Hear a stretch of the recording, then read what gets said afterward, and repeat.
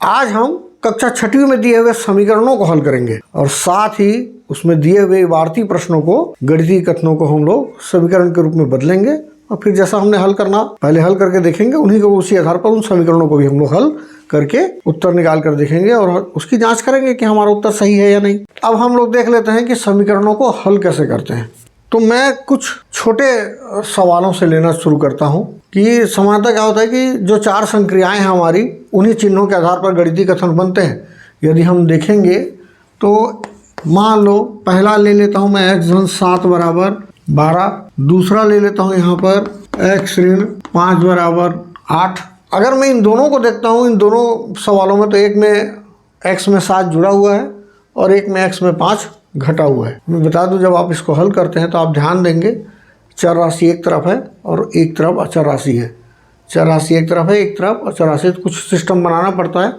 चर राशि को आप बाएं पक्ष में रखिए हमेशा। तो इस अचर राशि को आपको अचर राशि की तरफ में ले जाना है, या तो आप पक्षांतर करके ले जाते हैं, जो बड़ी कक्षा में आपको आने वाले समय में दिखेगी। अभी छोटी कक्षा है, मैं थोड़ा सा अंतर बता देता हूं कि अगर 2 पक्ष रहते हैं तो दोनों पक्ष में आप यदि समान संख्याओं का जोड़ते हैं, दोनों पक्षों में यदि आप समान संख्याओं को जोड़ते हैं या समान संख्या को घटाते हैं या समान संख्या को गुणा करते हैं या समान संख्या का भाग करते हैं, तो इस समीकरण में के अर्थ में किसी प्रकार का कोई बदलाव नहीं होता है। यहाँ चूंकि बराबर है तो आप दोनों पक्षों में जो भी करेंगे वो बिल्कुल कथन में कुछ भी अंतर नहीं आएगा, वो वैसी के वैसी रहेगा। यहाँ से समझना शुरू करते हैं। यहाँ चर राशि है x और चर राशि में 7 जो है वो जुड़ा हुआ है। तो जब जुड़ा हुआ है तो जोड़ का उल्टा घटाव होता है। हम करेंगे दोनों पक्षों में 7 घटाने पर, दोनों पक्षों में 7 घटाना है, मतलब x धन 7 बराबर ये 12 है। तो यहाँ भी 7 घटाना है आपको और यहाँ भी आपको 7 घटाना है। अगर 7 में से 7 गया तो शून्य हो जाता है, मतलब विपरीत चिन्ह है धन 7 ऋण 7, तो आप इसको काट भी सकते हैं और वो शून्य भी हो जाता है। तो इधर में बच गया x बराबर, और 12 में से 7 जाएगा तो 5 आ जाएगा। तो ये समीकरण में x का मान है कि 5 धन 7 बराबर 12 आता है, निश्चित मान बिल्कुल। जब आप ऐसा बनाते हैं सवाल तो आप कोशिश करिए यहाँ पर आप चिन्ह डाल दीजिए एक ठो, कि जैसा ये था उससे आगे बढ़ाइए। तो इस तरीके से आपको दोनों पक्षों में 7 जोड़ना था तो घटाना किया हम लोगों ने। अब यहाँ घटाना है तो घटाने का उल्टा चूंकि जोड़ होता है तो आपको दोनों पक्षों में जोड़ने पर करना पड़ेगा। तो यहाँ हम लिख लेते हैं दोनों पक्षों में 5 जोड़ने पर। अब x ऋण 5 और ये 8, तो यहाँ भी आप 5 जोड़ दीजिए और यहाँ भी आप 5 जोड़ दीजिए, दोनों तरफ। फिर अब यहाँ पर विपरीत चिन्ह हो गया है, ऋण 5 धन 5, और यही करने के लिए हम कर रहे हैं कि ये दोनों आपस में कट जाएंगे। तो x बराबर हो जाएगा 8 और 5 13। ये था जोड़ने और घटाने वाला सवाल। इसी में अब हम लोग गुणा और भाग वाले सवाल ले लेते हैं। समीकरण में इसके अलावा और कुछ मिलना भी नहीं है, तो जोड़ घटाने वाला ले लिए हैं, एक गुणा और भाग वाला ले लेते हैं और फिर हल करके देखते हैं किस तरीके से हल होता है। फिर एक आध 2 सवाल हम जिसमें सभी चीज़ रहेंगे, जोड़ घटाना गुणा उड़ा, और वैसे सवालों को हम लेने की कोशिश करेंगे। अब यहाँ मेरे पास में 2 सवाल आ गए हैं, 7y बराबर 14 और x बटे 7 बराबर x। 7y मतलब 7 गुणित y है, मतलब यहाँ गुणा का चिन्ह है। x बटे 7 मतलब यहाँ 7 से भाग हो रहा है, बराबर 6, मतलब एक गुणा वाला हो गया। चर राशि में गुणा है और यहाँ चर राशि में भाग है।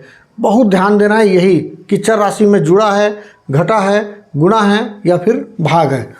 तो यहाँ पर गुणा है तो उल्टा करेंगे, दोनों पक्षों में हम 7 का भाग करेंगे। चूंकि चर राशि में 7 का गुणा है तो दोनों पक्षों में 7 का ही भाग करेंगे। दोनों पक्षों में 7 का भाग करने पर तो 7y बटे 7 बराबर 14 बटे 7। यहाँ 7 है, कट जाएंगे आपस में, सिर्फ y बच जाएगा। और यहाँ 7 के पहाड़े में 14 आता है, काटना तो हमको आता ही है। 7 एकम 7, 7 दूनी 14, तो y बराबर हो जाएगा 2। ये आसान सा तरीका। यहाँ भी उल्टा है, हम दोनों पक्षों में, यहाँ पर चर राशि में 7 का भाग है तो हमको उसका उल्टा करना है, भाग का उल्टा गुणा। तो दोनों पक्षों में 7 का गुणा करने पर x बटे 7 तो गुणित 7, 6 गुणित 7। अब ये भी ऊपर नीचे है, कट जाएंगे आपस में। x बराबर 6 सत्ते 42, 6 7 जा 42। इस तरीके से आप दोनों सवालों को, समीकरण को, आप इक्वेशंस को हल कर सकते हैं। बोथ साइड में आपको या तो एडिशन करना है, या सब्ट्रैक्शन करना है, या मल्टीप्लाई करना है, या फिर डिवीज़न करना है। हम लोगों ने यहाँ पर चूँकि वेरिएबल्स में मल्टीप्लाई था तो हम लोगों ने डिवीज़न किया है, यहाँ वेरिएबल्स में डिवीज़न था, यहाँ पर डिवाइड था 7 से, तो हम लोगों ने इसको मल्टीप्लाई किया है। ये अपोजिट, थोड़ी अपोजिट साइन है, ये सब अपोजिट क्रियाएं हैं समझ लीजिए ये सब। तो हमको उसको ध्यान देना पड़ता है और उसी आधार पर आपको दोनों पक्षों में करना पड़ता है। तो ये चारों क्रियाओं का था, चारों क्रियाओं को मैंने आपको बताया है। अब एक आध दो समीकरण को हल करके देखते हैं, जिससे हमको पता चलेगा कि वो समीकरण में, वास्तविक समीकरण में भी ये सवाल, ये तरीका काम आता है या नहीं आता है। हमारे पास सवाल है 3x धन 8 बराबर 20। अब यहाँ बड़े ध्यान से देखिए कि यहाँ चर राशि x है और x में 3 का गुणा है, मतलब ये पूरी की पूरी चर राशि हो गई, वेरिएबल्स में तब्दील हो गई है।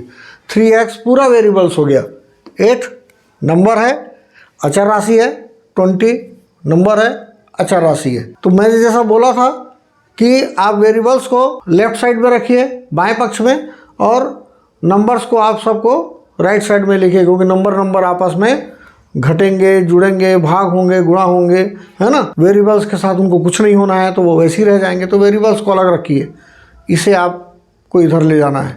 तो जैसा बोला था, बड़ी कक्षा में आएंगे तो आप इसको दूसरे तरीके से बनाएंगे। अभी हम थोड़ा सा देख लेते हैं। वेरिएबल्स में 3x पूरा वेरिएबल्स है, चर राशि है, 8 जो है वो उसमें जुड़ा हुआ है ना, ऐड उसमें एडिशन है। तो हम लोग ऐड का उल्टा क्या हो जाता है, सब्ट्रैक्शन। जोड़ का मतलब उल्टा घटाना। यहाँ हम लोग जुड़ा हुआ है, हम उसे घटा के देखते हैं कि दोनों पक्षों में 8 घटाने पर, है ना, हम बोल सकते हैं subtraction by 8 in both side. तो यहाँ पर 3x + 8 - 8 = 20 - 8। दोनों पक्षों में 8 घटा दिए हम लोगों ने, +8 -8 जैसा पहले किए थे वैसे ही हो गया। यहाँ 20 में से 8 जाएगा तो 12। तो ये 3x = 20 - 8 मतलब 12, 3x बराबर 12 आ जाएगा। अब जैसा सवाल हम लोगों ने इसके पहले बनाया था गुणा वाला, चर राशि में 3 का गुणा है, चाहे तो आप 3 × x कर सकते हैं, इसको ऐसा लिख लीजिए, कोई दिक्कत नहीं है। खाली एक चरण बढ़ जाएगा, एक लाइन बढ़ जाएगी, आपको इससे कोई फर्क नहीं पड़ता। लेकिन बीच में गुणा का चिन्ह आ गया है अब आपके लिए। अब आप चूंकि बीच में गुणा का चिन्ह दिख रहा है तो आपको दोनों पक्षों में क्या करना है, भाग करना है। डिवाइड बाई 3, 3 से दोनों पक्षों में भाग करेंगे हम लोग। तो हम ले लेते हैं इसको, एक बार और लिख लेते हैं, दोनों पक्षों में 3 का भाग करने पर, तो 3 × x/3 = 12/3। 3 × x/3 बराबर 12/3। ये 3 फिर से कट जाएगा, गुणा था, उल्टा हमने लिया है भाग को, और 3 × 3 = 3 × 4 = 12। x बराबर आ गया 4। अगर 4x की में आप मान रखेंगे तो 3 × 4 = 12, 12 धन 8 मतलब बराबर 20। यहाँ बराबर 20 है, मतलब हमारा जो उत्तर है बिल्कुल सही आया है। इस तरीके से आपको समीकरण को हल करना है। समीकरण को हल करने का तरीका है। अब आपको ये अगर समझ में आया है तो एक दो सवालों को अभ्यास करिए, हल करने की कोशिश करिए, और धीरे धीरे करके आप जितना ज़्यादा उसे हल करेंगे आपको निश्चित रूप से ये बिल्कुल आपके लिए सामान्य सवाल हो जाएगा। इसी में हम एक आध सवाल और करने की कोशिश करता हूँ, जो हमारे पुस्तक में दिया हुआ है उसी में से मैं ले रहा हूँ और उसे हल करने की कोशिश करते हैं। एक सवाल दिख रहा है थोड़ा सा अलग है, उसी को ले लेते हैं। 3 2 धन x बराबर 12। थोड़ा सा अलग है ये, अलग इसलिए कि यहाँ 3 के बाद में एक कोष्ठक है और फिर बराबर 12 है। 3 के बाद में कोष्ठक का मतलब ये गुणा का चिन्ह है, भले ही नहीं दिखता है, नहीं दिखा मतलब वहाँ गुणा का चिन्ह हो जाता है। संक्रिया के रूप में गुणा का चिन्ह होता है। किसी संख्या का संक्रिया का चिन्ह अगर नहीं है तो वो गुणा दिखता है, लेकिन कभी कभी हम लोग ये भी बोलते हैं कि नहीं है तो वो संख्या जो है धनात्मक है। तो धनात्मक होना और गुणा का चिन्ह होना दोनों में थोड़ा सा अंतर है ना, इसको ध्यान से समझेंगे। तो 3 × 2 धन x बराबर 12। अब चूंकि x चर राशि है तो ये 2 धन x भी जो है वो चर राशि हो जाएगी, वो पूरा वेरिएबल्स हो गया। 2 धन x 2 धन x जो है ये पूरा वेरिएबल्स हो गया। इस वेरिएबल्स में 3 का मल्टीप्लाई है। अब हम पूरे इसके आधार पर ही हम हल करेंगे कि पहले इसमें मल्टीप्लाई है तो हम दोनों बोथ साइड में हम लोग इसको 3 से डिवाइड कर देते हैं, दोनों पक्षों में हम 2 से 3 से हम भाग कर लेते हैं और फिर हल करेंगे। तो दोनों पक्षों में 3 से भाग करने पर क्या हो जाएगा, 3 गुणित 2 धन x बराबर 12 है ये, तो यहाँ 3 का भाग और यहाँ भी 3 का भाग कर लीजिए। अब ये 3 गुणित 2 धन x था और नीचे में 3 है, ये दोनों 3 आपस में भाग हो जाएंगे।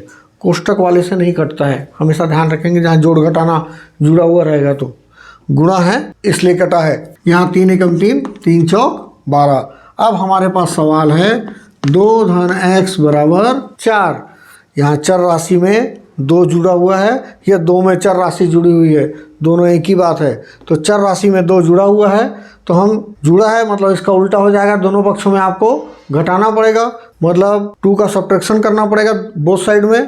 तो हम इसको लिख लेते हैं, दोनों पक्षों में 2 घटाने पर subtraction by 2 in both sides, तो 2 प्लस x है, हम लोग इसको घटा लेते हैं तो 2 ऋण 2 धन x बराबर 4।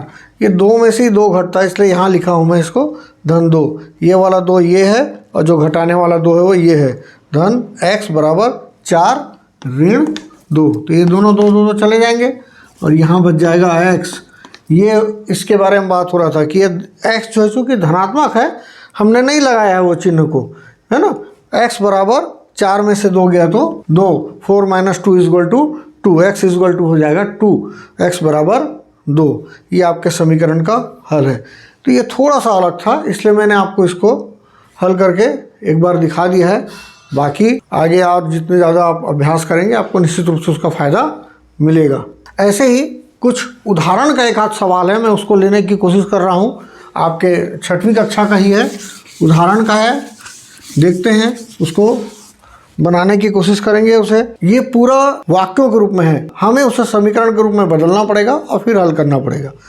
ये बोलता है मालती एवं उसके पिता की आयु का योग 49 वर्ष है।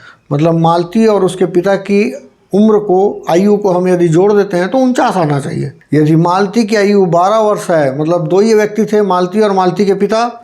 मालती की आयु आपको मालूम है 12 वर्ष, तो उनके पिता की आयु ज्ञात करो। हमको ज्ञात करना है उसके पिता की आयु, मतलब पिता की आयु अज्ञात राशि है। हम मान लेते हैं, माना कि पिता की आयु x वर्ष है, चूँकि आयु है तो वो वर्ष में ही होगी, तो x वर्ष है। अब इनके अनुसार मालती और उसके पिता की आयु का योग 49 है, मतलब प्रश्नानुसार पिता धन मालती की आयु बराबर 49, मतलब उसके पिता की आयु और मालती की आयु को जोड़ देने से 49 आता, तो बराबर 49। अब पिता की आयु हम लोगों ने माना है x, मालती की आयु आपको दिया हुआ है 12 वर्ष, बराबर जोड़ने से दोनों 49 होना चाहिए। अब x धन 12 बराबर 49, x + 12 = 49। हमारे में हमको दिख रहा है कि इस वेरिएबल्स में 12 जो है वो ऐड है, तो 12 यदि ऐड है तो आपको 12 का सब्ट्रैक्शन करना पड़ेगा बोथ साइड में, दोनों पक्षों में आपको 12 घटाना पड़ेगा। तो हम लोग यहाँ भी लिख लेते हैं, दोनों पक्षों में 12 घटाने पर x धन 12 ऋण 12 बराबर 49 ऋण 12।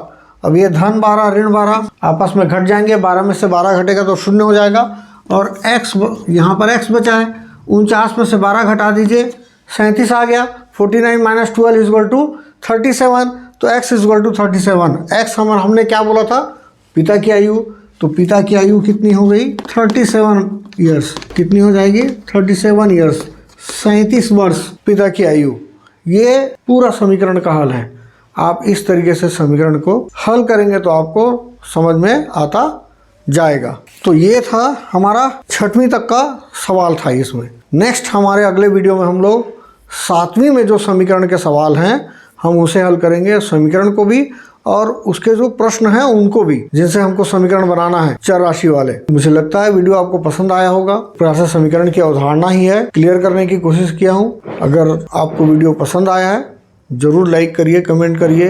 अगर आपने सब्सक्राइब नहीं किया है तो जरूर सब्सक्राइब करिए। आप जितना कमेंट करेंगे, लाइक करेंगे, निश्चित रूप से मैं कुछ अच्छा करने की और कोशिश करूँगा। धन्यवाद।